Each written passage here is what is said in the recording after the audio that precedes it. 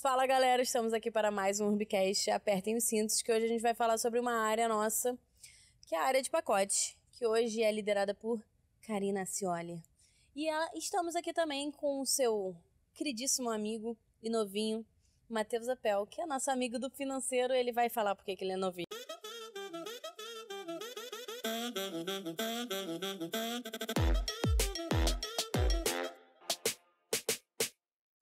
Então, por favor, se apresentem, gente, e falem um pouquinho de vocês. Prazer, sou Karina.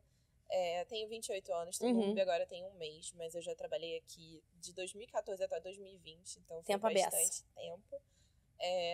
Entrei como estagiária, foi meu primeiro estágio, na real.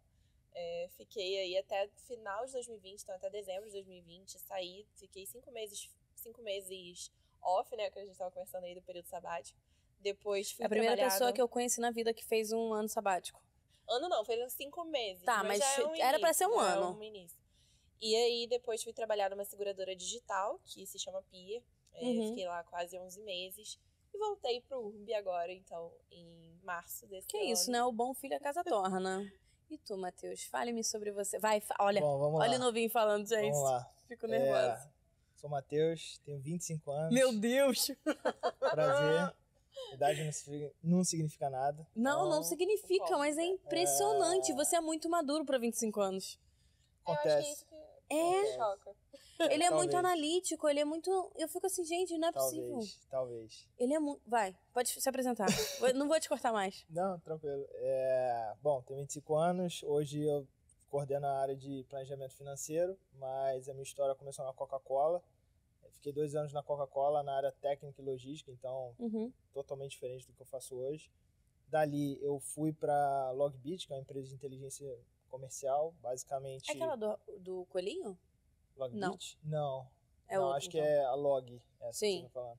Logbit é uma empresa menor, mas ela é acoplada...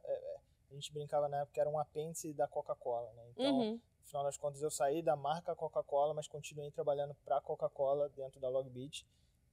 E também numa área comercial, que também era diferente do que eu faço hoje, mas com viés muito financeiro, muito de business planning, muito de planejamento mesmo, e eu, assim, curti muito esse tipo de trabalho, assim, de planejar e entender e ser um pouco mais analítico do que talvez operacional, mas tendo contato com as áreas, e me interessei muito por finanças, então comecei a casar planejamento, que era o que eu gostava, com finanças, que era um assunto que me atraía muito.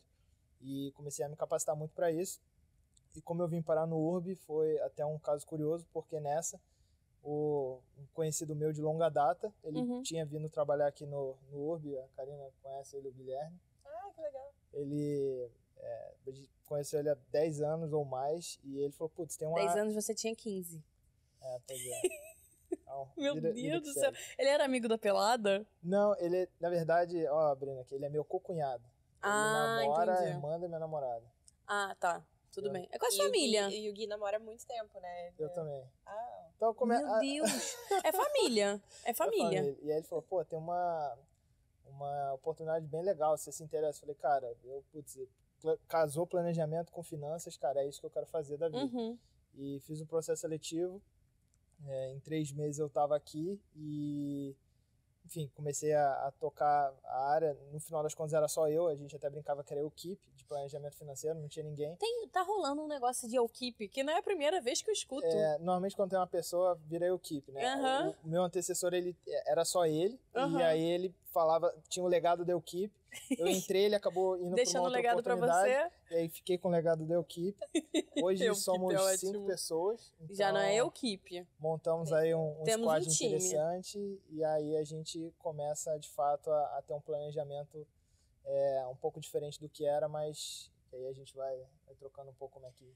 Você entrou em 2014, certo? Certo. Mas você entrou para pacote? Como é que foi sua entrada no URB? Não, eu entrei num programa de estágio. Era um programa de estágio rotativo, então você passava por várias áreas. Ah, legal. É bom que você aprende de tudo, né? Sim, foi muito irado, assim. Eu passei por marketing, por operações, por processos, por produto, e lá fiquei. Então, eu entrei ali para fazer esse estágio de 2 anos. Eu entrei, estava na metade da faculdade, no 5º período da faculdade. Então, eram 2 anos de estágio. Acabou que deu 1 ano, eu já me encontrei ali em produto, depois de ter passado por outras áreas da empresa, e fiquei em produto. Então, produto digital, né? Então, trabalhando ali. O que seria um produto? Só pra pessoa que tá ouvindo, às vezes não sabe, o que seria um produto? Quando eu tô falando produto aqui, eu tô falando produto digital, né? Então, do time que tá junto com tecnologia. Como é que é normalmente essa estrutura? Tem uma tríplice, né? De produto, tecnologia e design. Então, essa tríplice normalmente funciona em conjunto para entregar o que a gente tem do produto comercial em si, né? Que é pacotes, os pacotes, hotel, reservas etc, e tal. para o cliente final, através do nosso site ou nosso aplicativo. Sim. Então, é quem vai fazer esse meio de campo para o que a gente quer entregar de proposta de valor chegar no cliente final e ele conseguir comprar a viagem, acompanhar o status da viagem, né? Fazer toda a jornada dele de ponta a ponta. E aí, quando a gente fala de produto digital, ele está falando dessa relação ali com o site e app, mas também o produto vai muito além disso, né? Você olha também para toda a jornada offline. Então, toda a jornada que o cliente vai ter quando ele chega, quando ele vai pegar o avião no aeroporto, viajar. No hotel, check-in, check-out. Exatamente. Isso a gente tem que olhar também, porque faz parte da jornada dele, né? Então, a experiência que ele vai ter com o Urb, no final, não vai ser só a compra ali, vai ser tudo. Então, a gente olhava para tudo isso. Aí você fez estágio e depois você foi direto para essa área de produtos. Exatamente. Eu fiquei, ainda como estagiária, eu fiquei em produto. Trabalhei como Product Manager, né, que é esse papel ali de você lidera uma squad é composta por essas pessoas de tecnologia, essas pessoas de design e uma pessoa de produto, normalmente, cuidando de uma partezinha dessa jornada. Então, no caso, eu cuidava da parte de hotéis. Então, eu cuidava tanto do nosso sistema para os hoteleiros, quanto da parte do front para o cliente, né? Pro cliente. O site, o app para o cliente, a página de hotéis. E eu fiquei com esse pedacinho ali, eu fui convidada para assumir esse squad ainda como estagiária. E aí depois eu fui efetivada já como Product Manager nessa área. Gente, que maravilhosa. E vocês, eu vi, né, que vocês fizeram engenharia de produção. O que isso tem a ver? É porque vocês gostam de matemática? Tem que gostar de matemática para trabalhar com o que vocês trabalham? É o famoso pau para toda obra. E a obra não acaba, pelo que eu tô sabendo. É isso. Mas tem que saber de matemática? Como é que é essa questão de análise? Cara, você analisa só números? Não. Então, assim, normalmente quem vai para engenharia, como um todo, gosta, assim, tem alguma familiaridade com números, né? Assim, não é tão avesso a olhar números, fazer contas, então isso já talvez seja o primeiro pré-requisito. Você tem que, pelo menos, se interessar por aquilo. Obviamente, se você faz uma engenharia de produção, você tem uma visão um pouco mais holística. E o que seria isso? Você acaba olhando mais área de negócio, você olha, de fato, o que outras engenharias fazem, como é que você gerencia. Então, é muito mais uma parte de negócio mesclada a números e de fato, a engenharia, do que, de fato, engenharia civil, que você tem que fazer os cálculos mesmo, tem que engenharia elétrica, aí tem toda aquela parte complexa numérica. Então, acaba sendo, muita gente brinca que é a administração mais difícil. E realmente... A administração mais difícil. Eu brinco. Achei ótimo. Mesmo, por isso, assim... É por isso que você tem que trazer para o negócio. E o mercado é realmente muito concorrido para essa área de negócios e business. Então, quando você vai para engenharia de produção, naturalmente você tem um destaque ali, pelo menos é a minha percepção, você tem um destaque em relação à resolução de problemas, em relação à familiaridade com números, você é muito versátil, você acaba tendo contato com outras engenharias e você sai uma pessoa bem articulada ali para poder resolver qualquer tipo de problema. Gente... até complementando, assim, tipo, contando um pouquinho, queria ter uma história muito bonita pra contar, de, fui fazer engenharia de produção, que era o meu sonho, mas na real, é muito uma coisa, eu não sabia o que eu queria fazer. Sim. Eu ainda não sabia com o que eu queria trabalhar, eu acho que a engenharia de produção ela é uma boa faculdade pra te abrir muitas portas, sabe? Ela é uma faculdade que nem o Matheus falou, ela te prepara em muitos aspectos, tipo, não só numa parte muito técnica, que nem engenharias que são muito mais de, tipo, naval, civil, etc, elétrica, que é bem técnico. A engenharia de produção bem para um setor só, né? Exatamente, você só consegue trabalhar no setor. A engenharia de produção te dá uma visão holística que você consegue trabalhar em qualquer área, se você quiser. Você pode trabalhar com indústria, que o objetivo, né, da produção é você trabalhar normalmente, indústria, mas você consegue aplicar isso em qualquer lugar. Então é uma faculdade muito boa para abrir portas, principalmente para quem não sabe o que quer. Então... Olha, o pré-requisito de não saber o que quer é verdade. Eu não falei isso, mas eu também não... Assim, porque quando você sai da escola com 17 anos... Gente, eu acho que eu vou fazer engenharia de produção. Você sai da escola com 17 anos, você tem que tomar uma decisão pro teu futuro. Só é pra vida, né? Como é que você toma uma decisão sem, assim, medicina? Medicina é algo muito específico. Eu, acho super legal quem tem esse dom, quem quer e sabe que é medicina. Só que eu não tinha toda essa certeza. Então, se você se dedica para algo assim e quer mudar no meio do caminho, é muito mais complexo. Então, seja administração também, eu falei brincando, mas administração, engenharia de produção, são áreas que você consegue funcionar como meio do caminho e se especializar depois. Então, assim, é muito versátil para você e para o que você vai querer no futuro, ainda que você não saiba. Você sendo de finanças e você tendo vindo para essa parte de produtos, vocês fizeram especializações para essas áreas? Como é que são? São cursos, MBA? Como é que funciona essa parte? Você tem que, de fato, ter? Vocês acham que é um pré-requisito que é necessário aqui no URB? Ou é algo que dá para você aprender e só de você saber já é suficiente? Eu acho que depende, assim. Eu acho que até certo ponto você consegue aprender na prática. Eu acho que 70% você aprende muito na prática, mas você precisa complementar isso com alguns conhecimentos mais específicos, até para encurtar um caminho. Então, para isso, você buscar uma educação formal ali, seja com curso ou com um MBA, uma pós-graduação, ele te ajuda a encurtar esse caminho que você talvez demorasse muito tempo para quebrar a cara ali aprendendo. Então, por mais que até certo ponto você consiga ter... Quando tem muito mato alto, você vai aprendendo e vai construindo. Tem um momento que você já chega e você precisa de alguém ali que tenha mais conhecimento que você. Sempre vai precisar, né? Mas isso se torna muito mais evidente, que você precisa de alguém que tenha muito mais conhecimento que você para te ajudar a encurtar pegar alguns atalhos ali para onde você quer ir. Então, eu procurei fazer cursos, eu fiz cursos mais Teve algum voltados curso que você falou assim, cara, esse curso mudou assim a minha perspectiva da situação, do cenário? Eu acho que tiveram 2 cursos que para mim marcaram muito, que não são muito técnicos, mas eu fiz 2 cursos, um mais voltado para cultura, cultura de empresa e a parte de customer experience como um todo, que foi esse que eu fiz nas Apos. E foi muito, assim, iluminador para mim, sabe? Ver uma empresa que tem uma cultura centrada no cliente, que foi comprada pela Amazon por isso, né? A Amazon comprou as Apos pela cultura centrada no cliente que eles conseguiram implementar. E ver isso na prática foi sensacional, assim. Deu uma outra visão, né? Foi uma imersão que eu fiz lá. E aprender técnicas de como implementa isso, né? Ver ali, fazer shadow no atendimento, ver como é que é. Isso me ajudou muito a trazer coisas até pro URB, nos meus desafios futuros. Futuros não, né? Passados, mas que na época, quando eu fiz futuros. Eram futuros. E teve um outro que eu fiz de liderança, que foi, assim, sensacional pra mim, porque eu acho que uma coisa que, não sei, tá, mas eu passei muito quando eu fui trilhando esse caminho pra me tornar líder de time, que era você não entender, assim, eu preciso mudar, eu preciso me tornar outra pessoa pra ser respeitada ou pra... Quando é que o colega vai me olhar como superior e não como colega? Não é e nem não superior a palavra, né? Mas eu entendi. Mas com respeito, assim, de tipo, eu vou levar em consideração o que essa pessoa tá falando, eu posso respeitar essa pessoa tá aqui pra me ajudar. Fazer essa transição foi uma transição difícil, principalmente porque eu passei por essa transição muito jovem.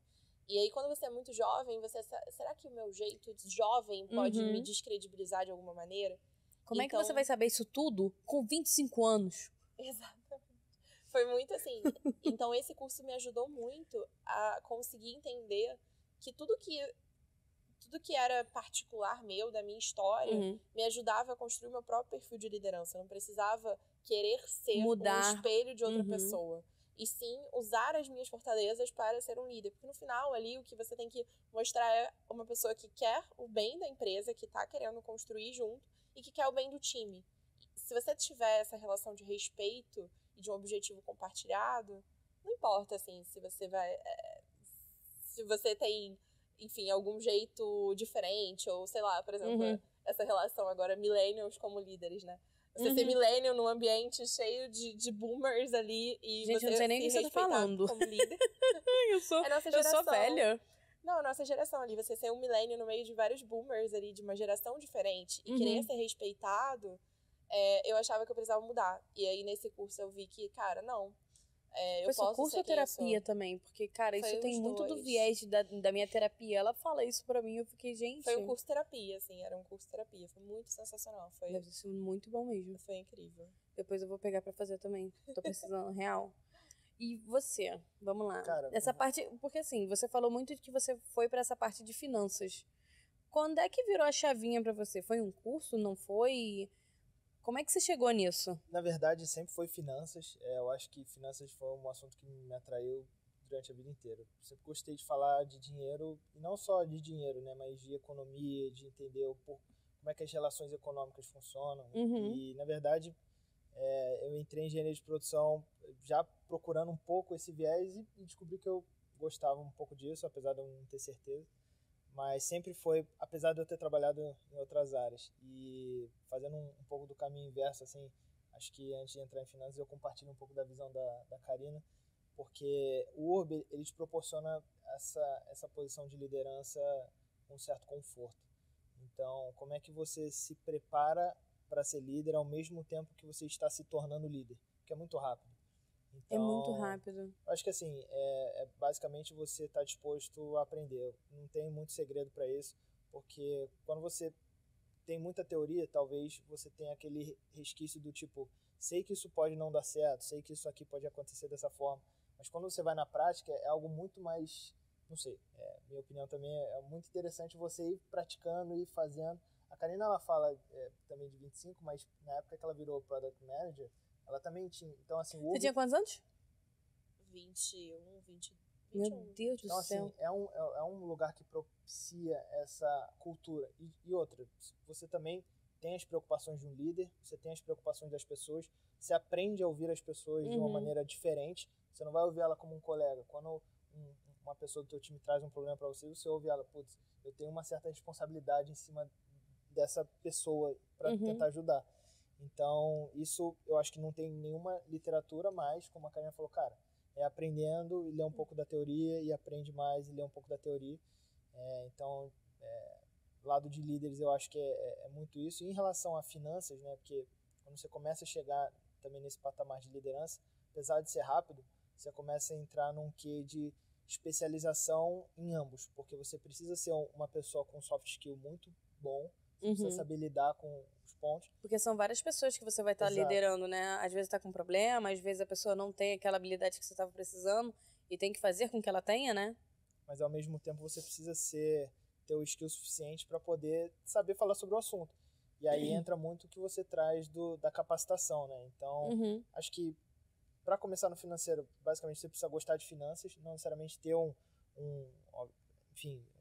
pós-graduação, um mestrado, doutorado. Um certificado, né? Não vai mas ser... assim, é sempre bom quando você entra para essa área de finanças, você começar de fato a aprimorar o teu conhecimento em algum tema.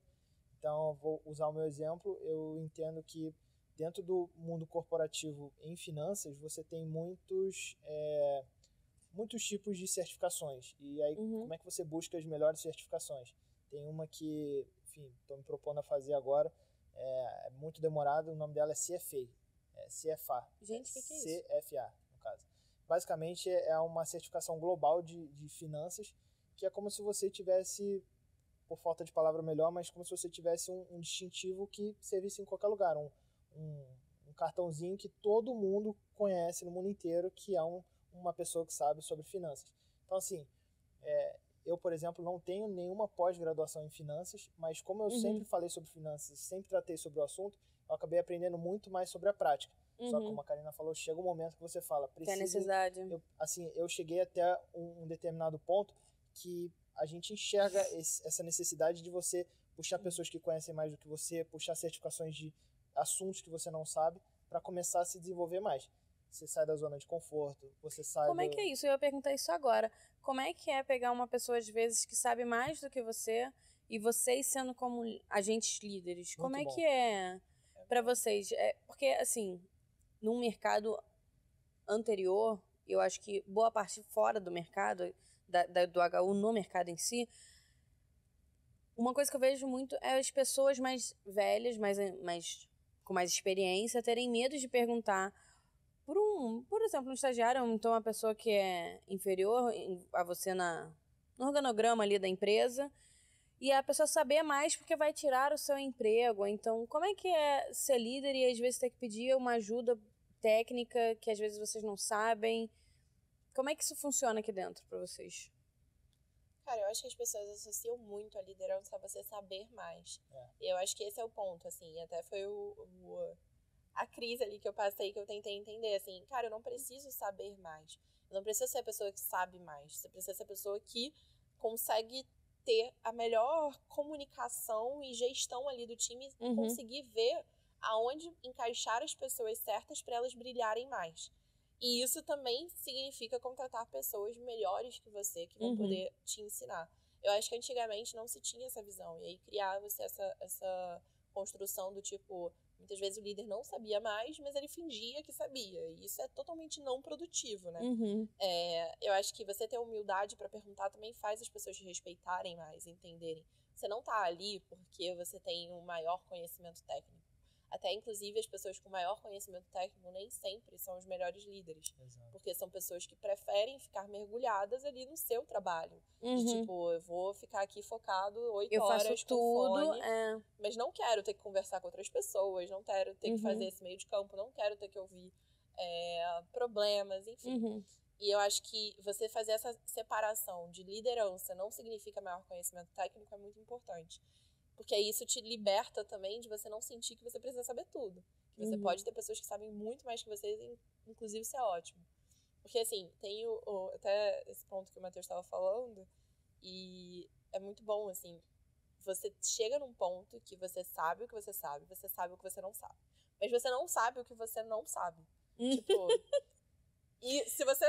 tem que ter uma pessoa nova que vai trazer o que você não sabe. Exatamente. Pra você saber que você não tá sabendo. Exatamente. Acontece muito isso com vocês? Todo dia. O dia inteiro. Porque, por exemplo, na época que... Vou falar um pouquinho da experiência de planejamento, mas tinha uma pessoa. E quando você começa a construir, você começa a ver os skills das coisas que você não sabe. E você fala assim, cara, seria muito bom ter uma pessoa que, putz, vai poder agregar aqui, vai poder resolver esse tipo de problema e pode ser referência. É o que ela falou. Essa pessoa ela pode brilhar muito no porque tem essa deficiência e eu acho que vai encaixar muito bem. E a gente montou um time no qual os skills das pessoas que estão hoje no time são 1 milhão de vezes melhores do que as minhas. Mas é muito legal você ver isso tudo conversando e as habilidades complementares. Cara, isso é um valor que é o que de fato acho que é o principal. Isso também não tem em muita literatura, eu acho que tem muita coisa boa na literatura de gestão, mas essa parte de alocação de pessoas, de você tentar otimizar teu time, de fazer com que eles se sintam bem e ainda assim resolvam problemas que a gente tem na empresa, consigam conciliar as coisas, cara, e aí, por exemplo... É tipo um quebra-cabeça, né? Você tem que botar as peças no lugar certo, senão eu viro e mexe, eu tô perguntando, falo, cara, eu não sei fazer esse tipo de coisa. Tem uma pessoa no meu time, o cara tá fechando o doutorado em criptoativo. Meu Deus. Ele tem, assim, outra pessoa tem gestão de projetos, tem pós, o outro tem 3 anos de URB, então sabe muito processo. E vira e mexe, eles me ajudam assim, todo dia praticamente, a construir o melhor tipo de solução de problemas ali. Então, cara, eles acabam sendo parte da solução também, não tem que passar por mim, não tem que pedir a minha validação para resolver os problemas. Eu preciso consultar eles para a gente bolar uma melhor estratégia com base no que eles sabem e no que o líder tem de contexto.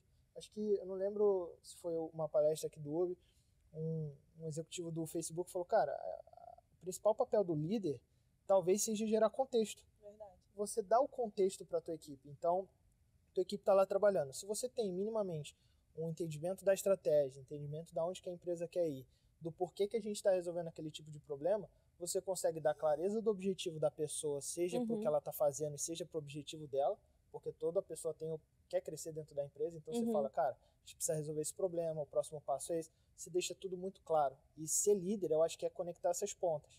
Então, basicamente isso. eu queria entender um pouquinho mais de como é o dia a dia de vocês. O que vocês fazem em pacotes, em planejamento? Como é que funciona o dia a dia? Ninguém quer falar sobre o dia a dia. Não, o dia a dia ele é muito interessante, principalmente... Acho que deve ser muito dinâmico, né? Não, muito. A gente falando antes agora de começar o podcast, né? Pacotes é uma área que desde 2020 vem se transformando dentro do Urb. E a Karina agora também pegando o legado que ela tinha na primeira experiência do Urb e agora trazendo, cara, o que o pacote pode ser. E do lado financeiro a gente entendendo essas nuances, cara, eu acho que a gente tem trabalhado bastante tempo juntos, né? Por mais que seja um mês aqui no a idade de cachorro, multiplica por 100. É tipo isso. Vocês têm essa sensação, tipo um mês, é o quê? 10 anos? E a gente basicamente fica resolvendo problemas em cima do produto. A gente enxerga o produto e começa a trabalhar em cima de soluções para que a melhor experiência do cliente, né? A Karina levantou muito bem, olhar para o cliente, o que gera valor. Quando o cliente vai viajar, o que ele entende que é positivo, o que ele quer. Nessa questão do custo, né? A questão do valor também que ele bota na viagem. Afinal, a gente está trabalhando aqui para fazer as pessoas, todo mundo, né? Todo mundo que está na empresa está trabalhando num único objetivo, que é fazer as pessoas viajarem e terem uma experiência de viagem incrível. Então, por mais que a gente esteja pegando uma parcelinha daquilo, nosso objetivo no final é entregar essa viagem assim, dentro do que a pessoa estava esperando quando ela comprou. Então, muitas vezes até surpreendendo, ultrapassando as expectativas. E assim, a gente está representando a pontinha do iceberg, né? Porque tem toda uma cadeia de geração de produto, do que é o produto, das ofertas, das pessoas. É enorme, né? É muita gente. Toda a parte de negociação, a parte de precificação, a parte de análise, cara, quais foram as iniciativas que fizeram o pacote ir para esse lado e para aquele lado. Até as postagens do pacote no Instagram já é número. Se a gente for botar assim numa jornada, meio que a gente tem aqui o nosso objetivo, né, de então fazer as pessoas viajarem. A gente quer atingir cada vez mais pessoas, mais brasileiros viajem, até futuramente fora do Brasil, enfim, América Latina, enfim, Europa. A gente quer atingir outros lugares. Para isso, tem toda essa cadeia que a gente vai fazendo, né? Então, o produto de pacotes, ele é uma baita oportunidade de você viajar, com você pagando um preço agora por uma viagem futura, né? Então, eu tô pagando por um preço que nesse momento não existe, mas que a gente sabe que isso vai existir futuramente. E você já garante aquela viagem. Quando a gente começa ali a cadeia, né? A gente tem quem a gente está querendo atingir, o que a gente precisa criar de produto. Por exemplo, eu quero começar a ter mais pessoas viajando no Nordeste. Então, o que é o que as pessoas do Nordeste, quais são os produtos que têm fit com esse público? Aí você faz toda essa análise de público-alvo para entender para quem você vai criar aquele produto, qual é o melhor formato. Então, eu quero criar um novo destino, então como a gente vai fazer isso? E aí você vai desde essa criação do produto até colocar ele na prateleira, setar preço, criar a estratégia de distribuição dele, né, que vai ser essa parte de como é que a gente publica eles nas redes sociais, como a gente vai divulgar, a gente vai fazer mídia paga, não vai fazer out of home, não vai. Tem toda essa estratégia de distribuição, até isso tá na prateleira, o cliente conseguir acessar, ver numa live, ou ver no site, no app, comprar, fazer toda a parte ali de agendamento. Depois do agendamento, o nosso time vai operar aquele pacote, a pessoa vai viajar e depois que ela viaja, ela ainda avalia ali toda a viagem dela e aí retorna. E aí a gente espera que ela tenha tido essa experiência incrível no final de tudo isso. Então é uma cadeia muito grande. E o nosso trabalho é olhar assim para toda essa cadeia, né? Então, o trabalho no dia a dia hoje está sendo estruturar como a gente vai conversar em toda a empresa dentro dessa cadeia, garantir que a gente esteja numa estratégia única, então uma estratégia unificada para o produto de pacote. Então, qual o público que a gente está querendo atingir nesse momento, né? A gente quer crescer até, enfim, global. Tudo, a gente quer fazer tudo. Hoje, no momento, a gente está mais Rio, São Paulo. Como é que a gente expande isso? Até a ponta de garantir que as viagens estejam acontecendo e que essa satisfação esteja ocorrendo também para os nossos clientes. Então, meu trabalho é olhar essa cadeia de ponta a ponta e garantir que a gente esteja se comunicando dentro da empresa de forma unificada, de forma alinhada, não é nem unificada, mas de forma alinhada. E aí pra não ter brechas, né? Exatamente, pra gente estar no mesmo caminho, né? Não adianta a gente estar aqui querendo trabalhar para ter um produto de uma certa forma e aí outro time tá com outra visão. A gente precisa estar caminhando no mesmo lugar. E aí entra muito esse trabalho junto com o financeiro de dar suporte para toda essa jornada acontecer enquanto a gente ainda está criando valor para a empresa, né? Porque aqui a gente está falando dessa jornada para criar valor para o cliente. Mas também tem um outro lado de que tudo isso precisa criar valor interno também para a empresa continuar crescendo e a gente continuar empregando mais gente. Ano passado aí a gente praticamente operou 321 mil pessoas, então é bastante... Pessoas ou pedidos? Pessoas. 321 mil pessoas. Meu Deus. Viajaram pelo Urb ano passado, então assim... É muita gente. E olha que... Não, peraí, 2021 a gente ainda estava pandemia, meio pandemia aí da vida. Pra vocês verem. Então, cara, o financeiro ele acaba sendo uma seção, por mais que a gente olha o portfólio como um todo, tem outras áreas financeiras que costumam entender ali também alguns processos específicos e o planejamento ele acaba sendo uma área transversal também e esbarra no produto pacote que a gente precisa trazer uma visão estratégica, né? Como é que o financeiro pode suportar as melhores decisões dentro de pacote? O que a gente pode contribuir para que aquilo seja resolvido? E, cara, assim, forçando um ponto super importante, a Karina trazendo essa particularidade da visão do cliente. Se você tem um mantra na empresa que todo mundo tem que olhar para o cliente, a gente evita muito erro, porque a gente não vai ter gap. É sempre a experiência do cliente que importa. Cara, se a gente está fazendo isso, gera valor para o cliente, por que não? Por que sim? E todas as pessoas vão tentar resolver aquilo da mesma forma. E como ela falou, não necessariamente precisa ser unificado. Todo mundo resolvendo o problema da mesma forma. Tem que ser alinhado. Todo mundo tem que resolver o mesmo problema. Talvez de maneiras parecidas, talvez de maneiras diferentes, mas sempre com o objetivo de ajudar aquilo. E por isso que a gente acaba chegando numa interseção. Eu posso estar olhando com talvez um viés financeiro, a Karina com um olhar de pacotes, a gente está tentando resolver o mesmo problema, só que a gente senta e ouve um ou outro, fala, putz, qual é a tua solução, como é que você está... Isso, o caso específico, eu e ela, né? Porque aí ela conversa com outra pessoa, eu começo a conversar com outra pessoa também. Que agrega mais informação, né? Que ajuda também na questão da resolução. Traz pessoas dos times para dar um feedback, traz... Cara, e assim, eu acho muito legal isso porque 90% das vezes você aprende mais do que você, de fato, toma uma decisão. E dos 10% que sobram, basicamente você tá alinhado com todo mundo pra gente falar, beleza, ouvido todo mundo, a gente chegou talvez numa conclusão que possa ser dessa forma. Vamos debater essa solução? E aí todo mundo já começa a fazer brainstormings, reuniões, offsites para tentar resolver aquilo de uma maneira mais efetiva. Ai, gente, muito legal. Ai, eu quero fazer parte da equipe. Eu falo isso pra todo mundo, cara, impressionante. Porque todo mundo vem aqui, eu quero falar com todo mundo, quero trabalhar com todo mundo, que eu acho isso muito maneiro, porque dá pra falar com todo mundo. É muito simples. E, assim, vocês falam de uma naturalidade que nem parece... Ano passado foram 321 mil pessoas. Esse ano temos mais ou menos quantos? Olha, eu acredito que a gente vai bater... enfim, não sei se... Eu acredito que a gente deve bater 1 milhão de pessoas viajando esse ano. Olha que maravilha. Acredito. E assim, vocês falam numa naturalidade, assim, tão tranquilos, tão serenos, tão de boa, que eu fico, gente, tão de boa. Só que 1 milhão, né? Assim, imagina 1 milhão de pessoas viajando com a gente. Ainda, mas pelo volume... a gente continua vendendo também a gente continua vendendo. Ai, gente, acho que o 1 milhão que fosse... O passageiro, 1 milhão, eu acho que ele tinha que ganhar um brinde. Eu acho que a gente pode botar aí um... Não, se considerar toda a história do Urb, a gente já bateu 1 milhão de passageiros. Ah, não, sim. Então, eu acho que depois da pandemia, é porque, gente, eu tô muito de festa. Depois da pandemia, tudo é festa. Se 10 viajaram, é festa. Imagina 1 milhão agora, depois do ano da pandemia, de tudo que aconteceu, a gente está conseguindo operar de uma maneira tão fluida que simplesmente as pessoas estão indo viajar.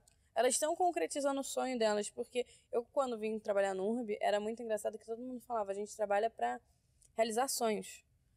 E, de fato, um pacote X, 399, 199, possibilita que as pessoas tenham esse sonho de, eu quero conhecer o Nordeste, eu quero conhecer Gramado, eu quero, sabe, ter uma lua de mel. Gente, a quantidade de clientes que eu já atendi que estava indo para lua de mel, e a gente poder ser a empresa que faz isso acontecer, e vocês falam de uma naturalidade que eu fico assim besta, de fato.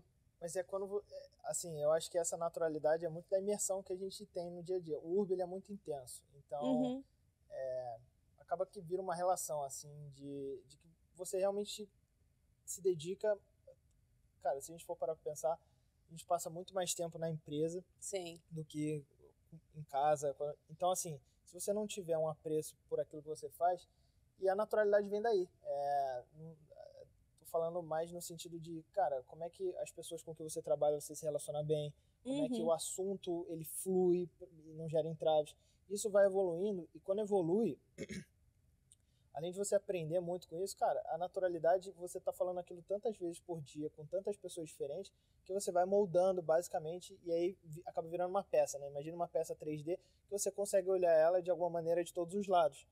E isso é muito importante, porque você acaba tendo a perspectiva da Karina, minha, sua, a gente consegue ver o todo e falar tranquilamente o que é aquilo, como que aquilo funciona, o porquê que aquilo tem seus benefícios e seus defeitos. A gente entende que todo produto tem seu defeito, então a gente trabalha para melhorar sempre isso, mas a naturalidade vem quando você consegue materializar de alguma forma o que é aquilo. E obviamente você perguntar para mim, Matheus, como é que constrói um foguete? Aí eu fizer é difícil. Mas como a gente está imerso nisso, putz, não tem fórmula mágica.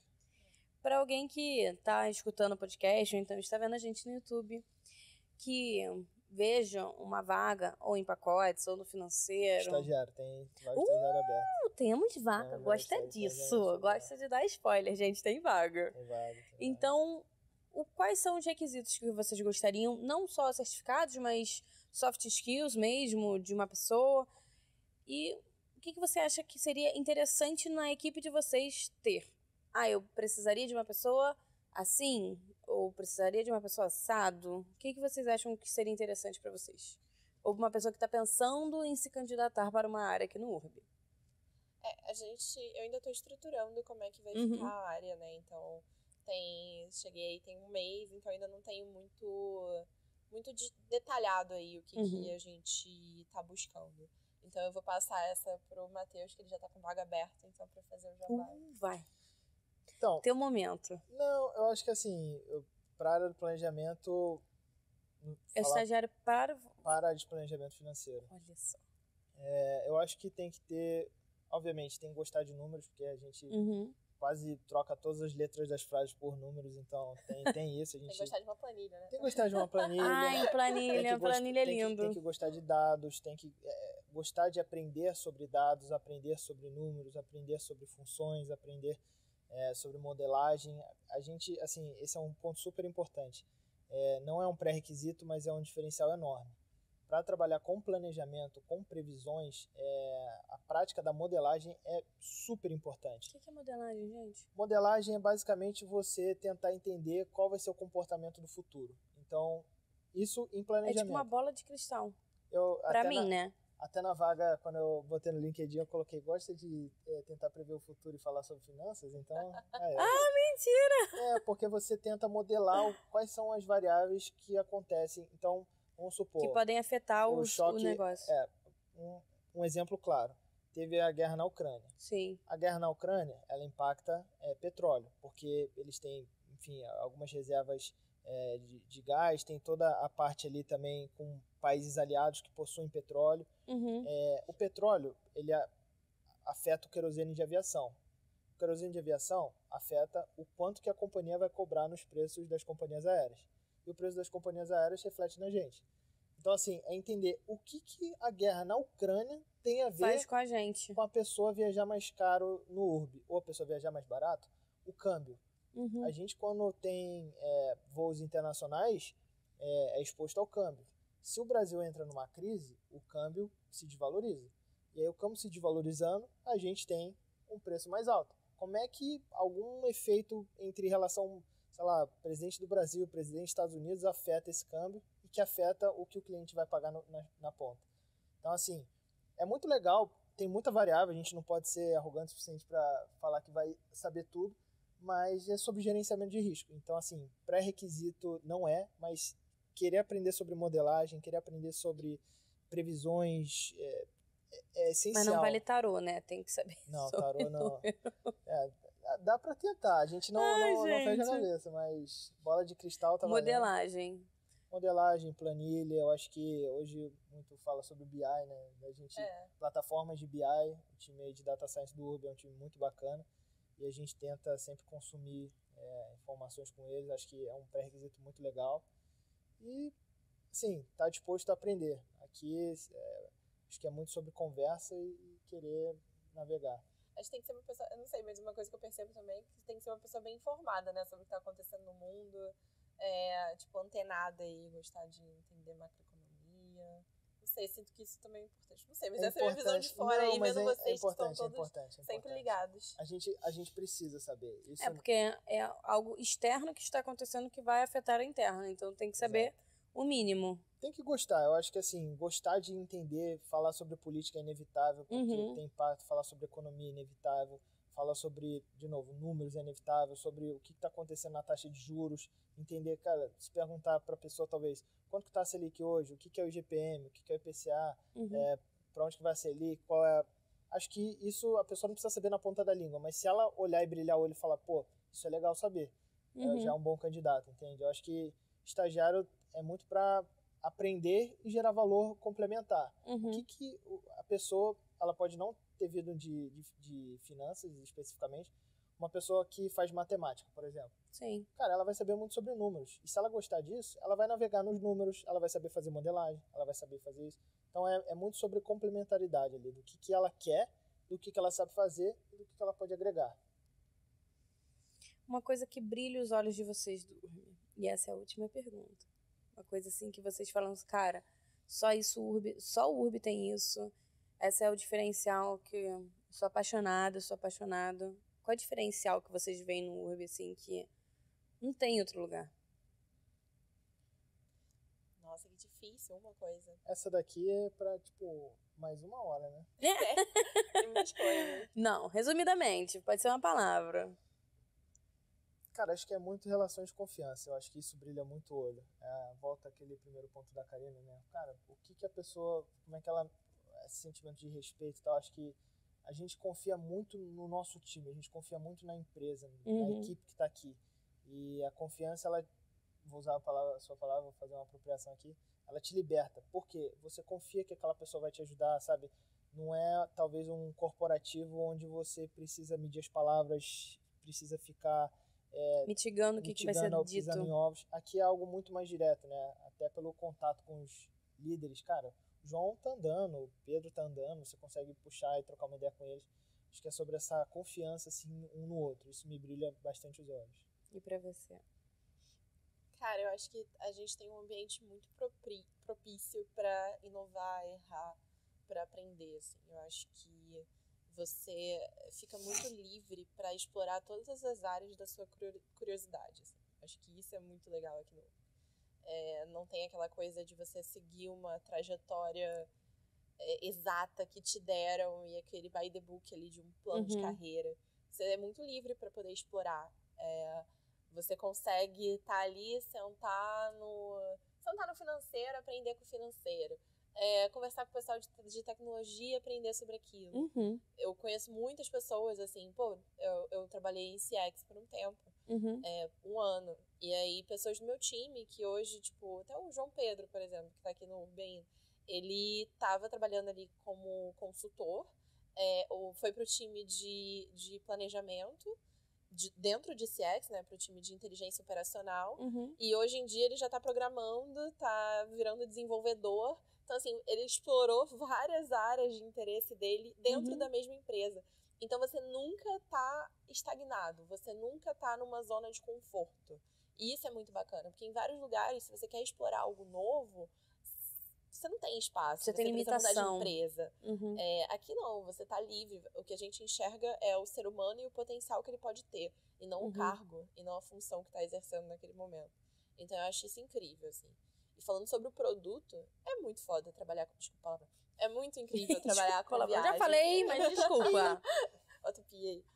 É muito, muito maneiro trabalhar com viagem, assim, principalmente trabalhar com viagem de uma forma democratizada. E não com um segmento de luxo, por exemplo. A gente possibilita muitas pessoas realizarem o sonho de viajar, que foi o que você falou.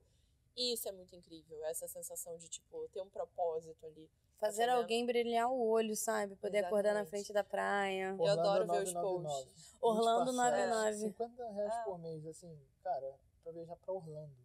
Pra Orlando. Sim. Eu conheço muita gente que tá indo viajar com o Uber esse ano, assim, muita gente.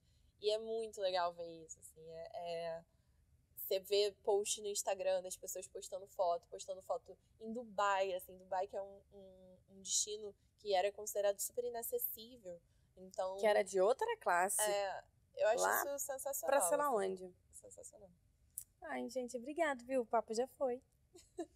E é isso, gente. Obrigado mesmo por vocês falarem um pouco pelo estágio, que eu vou falar pra geral que tem. Vou mandar até uma bola de cristal pra galera saber. Então é isso, gente. It's all about people.